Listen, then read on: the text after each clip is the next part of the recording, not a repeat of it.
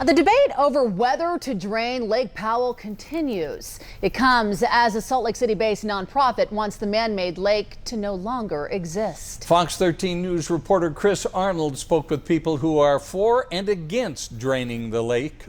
Chris joins us tonight in studio. Chris. Well, Bob Kelly, Glen Canyon Institute here in Salt Lake is hoping the federal government will focus on water storage in Lake Mead and let the Colorado River flow freely once again. Now, while one person I spoke with is all about this idea coming to fruition, those who live and work around Lake Powell are worried about how that would ultimately impact those who rely on it.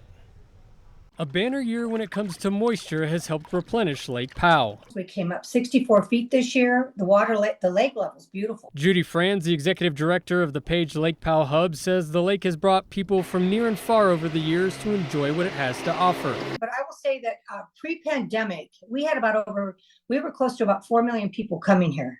And that was because we had the internationals, of course. Now they are coming back. Lake Powell helping an area that is built on tourism. Fran says the idea that the lake could no longer exist in its current form would have a major impact on the town of Page, just south of the Utah-Arizona state line. I just do not think that they really think and know what this impact would be, because 75% of our population up here in the business industry is tourism. We've already had our Navajo generating station taken down because somebody didn't want it there.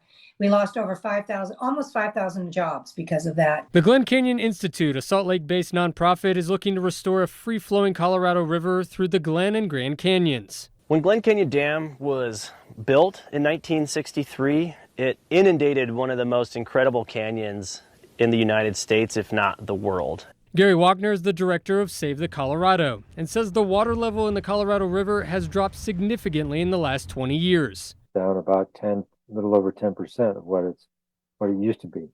And the climate scientists predict it's going to drop another 10% or even more before the year 2040 or 2050. He says at the current rate the water is being used, both of the big reservoirs, Lake Mead and Lake Powell, can no longer function. Put all the water in Lake Mead.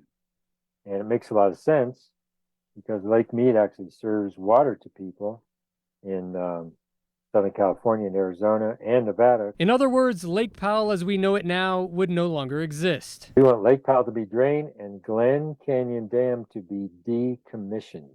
Wagner says it would be a once-in-a-lifetime opportunity to change the management of Colorado River. This is one of the biggest opportunities on the planet to restore Glen Canyon and the Grand Canyon. But those like Franz worry about what will ultimately happen to an area that depends heavily on Lake Powell. We will reach out to anybody that we have to try to make sure that they hear us, because this is our livelihood.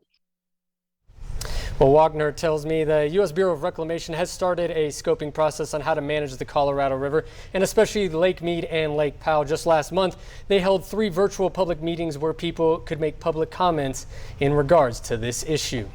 So, Chris, what comes next in this process? Yeah, so the Bureau of Reclamation will come out with a report from that scoping process, which wrapped up just about 2 weeks ago, and then move into drafting an environmental impact statement. Now, Wagner tells me this will be a long process with plenty of public input that would finish up most likely in 2025. I was going to say, for sure, next you're going to hear a lot of people in the community, and not even in the community, voicing their opinion. Yeah, it's definitely a hot button issue. You're hearing it from both sides, and they both seem to have a pretty strong case on why passion on both sides.